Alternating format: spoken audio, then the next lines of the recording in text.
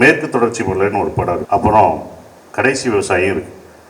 எத்தனை கமர்ஷியல் படம் வந்தாலும் நான் நடித்த படங்கள் இதெல்லாம் மறந்துருக்கும். ஆனால் கடைசி விவசாயின்ற படத்தை மணிகண்டனையும் அந்த மேற்கு தொடர்ச்சி மலை டைரக்டரையும் நம்ம மறக்கவே மாட்டோம். காலங்காலமாக அந்த மாதிரி படங்கள் நிற்கும். அந்த வரிசையில் கண்டிப்பாக நந்தன் நின்றுக்கிட்டே இருந்துக்கிட்டே இருக்கும். பாலாஜி சக்திவேல் சார் சொன்னார், எங்களுக்கு அடிக்கடி ஒன்று சொல்லுவார் இந்த படத்தை பற்றி, இது வந்து வைரம் தேய்க்க தேய்க்க அதோட பளபளப்பு கூடிக்கிட்டே இருக்கணும் அப்படின்னாரு. இப்போ தான் அந்த வைரத்தை முதலாக தேய்ச்சது சீமான் அண்ணன் தான்.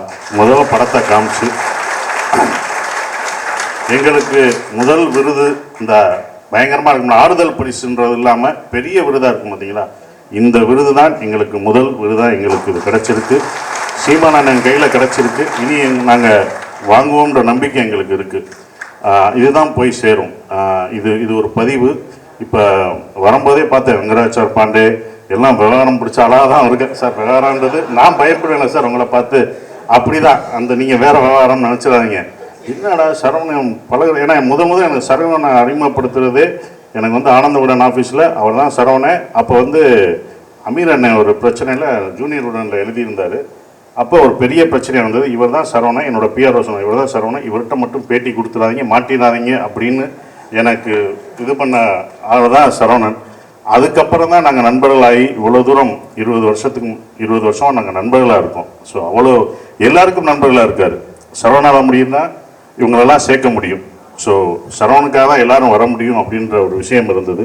இந்த படம் எங்களுக்கு வந்து பணிபுரிஞ்ச எல்லாருக்குமே ஒரு நல்ல ஒரு எனர்ஜியை கொடுக்குது இந்த படம். அதுதான் உண்மையான ஒரு விஷயமா இருக்குது.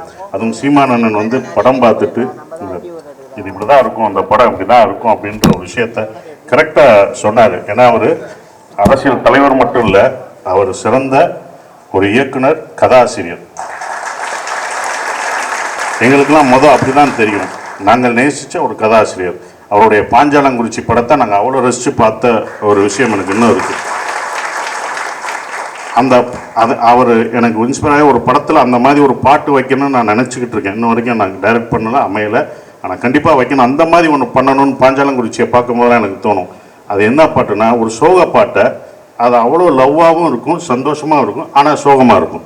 ஆத்தோரம் தோப்புக்குள்ளே அத்தானை சந்திக்க தான் ஆசைப்பட்டேன் அப்படின்னும் போது விஷுவல் எல்லாமே சந்தோஷமாக இருக்கும். ஆனால் கடைசி அத்தனையும் பொய்யாச்சு ராசா ஒத்தையில் நிற்கிருந்து ரோசான்ட்டு ஒரு டாப் ஆங்கிளில் அப்படி தனியாக சோகத்தில் நிற்பான். அதுக்கப்புறம் அதுவும் நான் என்ன தைச்சி விட ஆசைப்பட்டேன் இப்படின்னு ஒன்று ஒன்றா வரும். அதெல்லாம் லவ் ரொமான்டிக்காக இருக்கும். எப்படி அந்த ரொமான்டிக் சாங்காக அதை பார்க்குறதா இல்லை சோக பாட்டாக பார்க்குறதா, இது என்னவா நான் பார்க்குறது அப்படின்னு இருக்கும்ல. இது சோக பாட்டு தான். அவள் சந்தோஷத்தை சொல்லி அப்படி காம்பான்னு வச்சாங்களே, அந்த இடம் எனக்கு ரொம்ப பிடிச்ச ஒரு இப்படி ஒரு பாத்தா சாங்க ஒரு சோக பாடல்களை இப்படியும் கொடுக்கலாம் அப்படின்ற ஒரு விஷயத்த நான் அப்போ ரசித்தேன். நான் தேட்டரில் சினிப்பிரியா தேட்டரில் பார்த்து ரசித்த பாடல் அந்த படமும் பாஞ்சாலங்குறிச்சி பாடல்லாம் எனக்கு பிடிக்கும். ஸோ ஒரு நல்ல திரைக்கதையாசிரியர். அப்புறம் பசும்பொன் படம், தம்பி, இதெல்லாம் நான் ரசித்தது. ஒரு திரைக்கதையாசிரியர் ஒருவர் எப்படி பார்ப்பாருன்னு ஒன்று இருக்குல்ல, அந்த படத்தை எப்படி பார்த்துருக்காரு, இந்த படம் என்னவா ஆகும் அப்படின்ற ஒரு விஷயம்தான். அன்றைக்கி ஆடியோ ரிலீஸ் வந்தப்போ கூட சொன்னார், இந்த படம் நல்லா இல்லாட்டி நீங்கள் ஆடியோ ரிலீஸ் கூப்பிட்டப்போ நான் வந்திருக்க மாட்டேன், அப்புறம் பார்த்துக்கலாம்னு சொல்லியிருப்பேன். ஆனால் நம்பி வந்தேன் அப்படின்னு சொன்னார். நம்பி இப்போ வரைக்கும் நிற்கிறாரு. நம்பி எங்களுக்காக பாராட்டும் கொடுக்குறாரு. இதுதான் எங்களுக்கு சரவணனுக்கெல்லாம் கிடைச்ச ஒரு பெரிய விஷயமா நினைக்கிறேன். நிறைய விஷயங்கள் இப்போ கூட கற்றுக்கிட்டு தான் இருக்கோம். ஏன் அவரை படம் பார்க்க சொல்கிறோம்னா, இனிமேல் அவர் வந்து அரசியல் மட்டும் பார்க்க முடியாது, கலைக்கும் நீங்கள் ஒதுக்கி தான் தரணும். நாங்கள் கூப்பிடுவோம், படம் பார்க்கணும், நல்ல படத்தினா எங்களை ஆதரிக்கணும், நீங்கள் ஒரு விருது வைக்கணும், உங்கள் இதிலே விருது கொடுத்துக்கிட்டே இருக்கணும். அது எங்களுக்கு ஊக்கப்படுத்தும். நிறைய விஷயங்கள் இருக்கும் எங்களுக்கு. இப்போ சமீபத்தில் கூட இளையராஜா பாராட்டு விழாவில் வந்து அவர் சொன்னார் மூடுபனி படத்தை. அப்படியே அப்படின்னு மூடுபனி படத்தை அவ்வளோதான். அதுக்கப்புறம் நான் திருப்பி மறுபடியும் பார்த்தேன் பாலமகேந்திரா படத்தில்.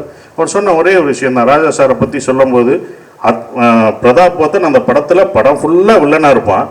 ஃபுல்லாக வில்லனாக எல்லாராலையும் வில்லனாக்கப்பட்ட ஒருத்தன், அவனை பிடிக்கவே பிடிக்காது. கடைசி அந்த சாங், அந்த கோரஸ் ராஜா சார் பாட்டுனால, அந்த மொத்த படத்துலையும் அந்த ஒரே ஒரு வரி பாட்டுனால ஹீரோவாக்கப்படுவார். இப்போ போய் பாருங்க அப்படின்னாரு. போய் பார்க்கும்போது இப்போ வேறு மாதிரி நாங்கள் பார்க்கணும் அந்த படத்தை. இத்தனை வருஷம் கழித்து நாங்கள் வேறு மாதிரியும் பார்க்குறோம்.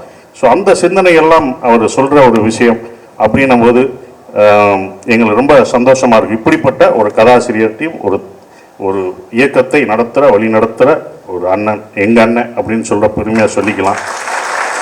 அவர்கிட்ட இருந்து எங்களுக்கு பாராட்டு. ஏன்னா சாதாரணமாக அவர் பாராட்ட மாட்டார். பிடிக்கலன்னா அவர் நிறைய படம் பார்த்துருக்காரு. பிடிக்கலன்னா ஓப்பனாக மெல்ல சொல்லிட்டு போயிடுவார். பகிரமாக சொல்லாட்டியும் மெல்ல சொல்லிடுவார், வேணாம் இப்படி பண்ணிக்கோன்னு. ஸோ இந்த விருது எங்களுக்கு மேன்மேலும் பல விருதுகளை கொடுக்கும். ரொம்ப சந்தோஷமாக இருக்குது. ராஜ்முருகன் சார்லாம் எங்கள் படத்தில் நீங்கள் இவ்வளோ பேசுவார் நான் நினைக்கவே இல்லை. ரொம்ப அமைதியாக இருந்தார். ரொம்ப படத்தை பற்றி தான் பேசுவோம். இன்னைக்கு பயங்கரமாக இவ்வளோலாம் பேசுவாரா? அப்போ இனிமேல் இவர்கிட்ட நம்ம ரொம்ப பேசக்கூடாதுன்னு மட்டும் தெரிஞ்சுக்கிட்டேன். ரொம்ப அற்புதமாக இருந்தது. எங்களை வாழ்த்திய ரங்கராஜ் பாண்டே சாருக்கும் ரொம்ப நன்றியை தெரிவிச்சுக்கிறேன்.